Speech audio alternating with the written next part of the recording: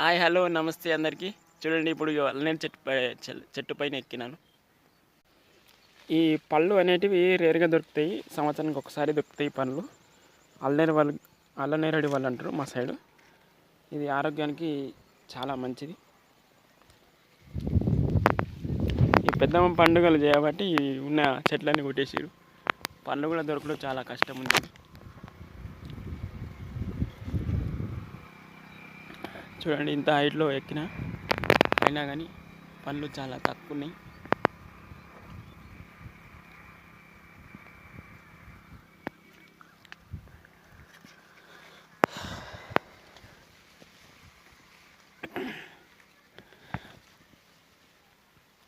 ఈ ఇంత పెద్ద చెట్టుకైనా కానీ లేవు మొత్తం పండ్లన్నీ.